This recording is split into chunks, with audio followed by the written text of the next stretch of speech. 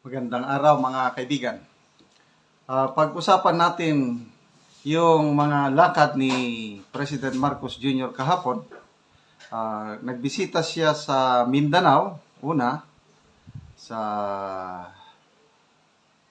Dato Sinsuat, Maguindanao, sa kampo ng 6th Infantry Division. Then from there, wala siyang ibang activity,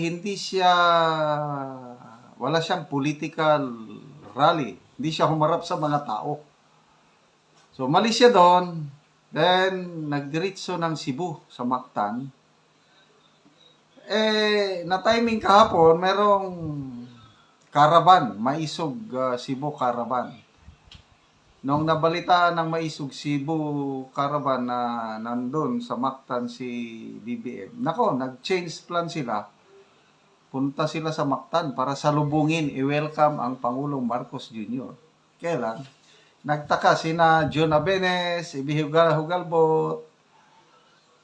Hindi nagtagal doon, hinanap nila si PBBM, hindi nila mahanap. Yung pala, umalis kaagad. Ito, mayroong post ni Jay Sonsa, 37 minutes ago. Sabi niya, anong nangyari kay Bonget? Parang nakakita ng multo sa Mactan Island at basta na lang kumaripas ng layas pauwi ng Maynila. Yung mga post ni na Hugalbot kahapon, hinahanap nila, nasaan ka na BBM? Kasi gusto nilang salubungin the same thing doon sa Mindanao, yung kaibigan ko doon sa Cotabato City. Sabi, wala sir, sabi, walang makalapit na civilians kay BBM. Grabe ang security. So, ito lang yung presidente na parang, sa ngayon parang takot na siyang humarap sa grupo ng mga tao. Bakit kaya? Kaya sa Mindanao, na-cancel ang mga alyansa rally.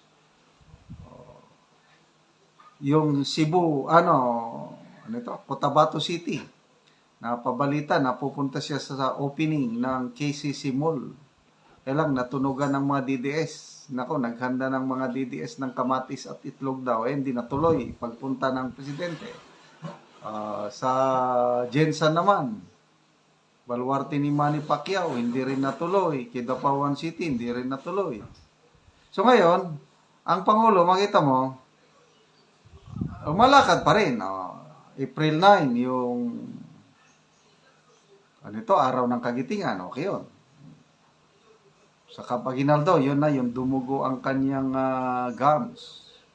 Lumalakad naman siya, kailang yung mga parang umiiwas na siya sa matataong lugar. Opinion ko lang ito, napapansin ko lang. Kaya ito, nung mabasa ko itong post ni Jason parehas kami nang nakita. Parang nakakita ng multo sa Mactan Island at basta na lang kumaripos ng layas pauwi ng Maynila. Okay. Bakit kaya? Magbasa tayo sa mga comments Jason mag-comment sa kanya.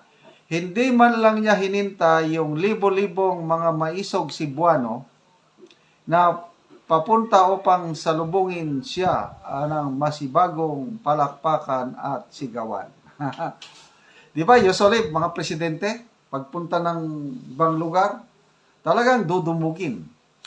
Ako nga, minsan, hindi ko nakita si PRRD nung kapanahonan niya. Nung si Pinoy, dahil na-assign ako sa Camp Aguinaldo by that time, nakakasalamuha ko siya. Minsan nga mayroong nagbisita na Prime Minister of Turkey. Kailangan ng General Officer in attendance. So ako yung na-assign na General Officer in attendance, palagi akong nakabuntot sa Prime Minister ng Turkey. Kahit saan siya mapunta, mga 3D siya So, napunta kami ng Malacanang, face-to-face dialogue ng Presidente Noynoy Aquino at saka Prime Minister ng Turkey, nandun ako. Kaya nakakalapit ako sa Presidente panahon ng Pinoy.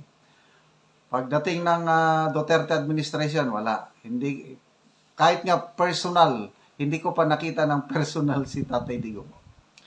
So ngayon, Presidente na itong PBBM. Noong una, gustong-gusto kong makipaglitrato kay BBM nung kandidato pa siya.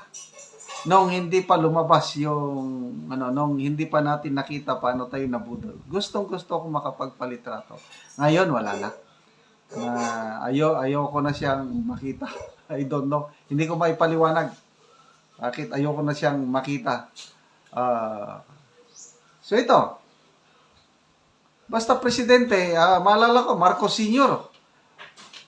Pagdaan niya along the highway noon sa La Union, gumaganon kami, hinintay namin. Kamay lang ang makita namin na gumaganon, no? Kamay lang. Kaya lang, maligaya na kami dahil alam namin dumaan ang Presidente sa harap ng aming eskwelahan. But ngayon, iba na ang Presidente. Parang ayaw na ng mga tao. Pag makita na ng tao, isigawan na lang nila ng Duterte, Duterte. Okay, comment. Joby Funam. Sir Jason sa nabahag ata ng buntot, takot makarinig ng sigaw, Duterte, Duterte, Duterte. Nangyari nito, campaign rally, I don't know, saan ba yun?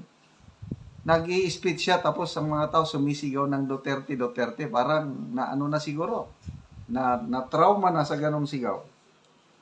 Ito, Chan Hong Nek. Pakinggan nyo ha. Jason sa Manong. Jay, kahapon po, sobrang dami ng pulis sa St. Luke Hospital. Bakit kaya Manong Jay? Ayun na, speculation na lang yun. Sumama ba ang pakiramdam? Dinala sa St. Luke? Speculation lahat ito. Kasi ayaw nilang sabihin kung ano ang kalagayan ng Pangulo. Basta sabi lang ni attorney turned Dr.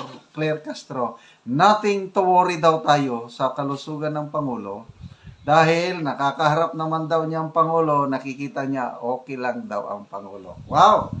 Galing naman. Hindi ba nila pwedeng ipakita sa official doctor ng Malacanang ang Presidente? Para naman ang doktor ang magsabi sa atin.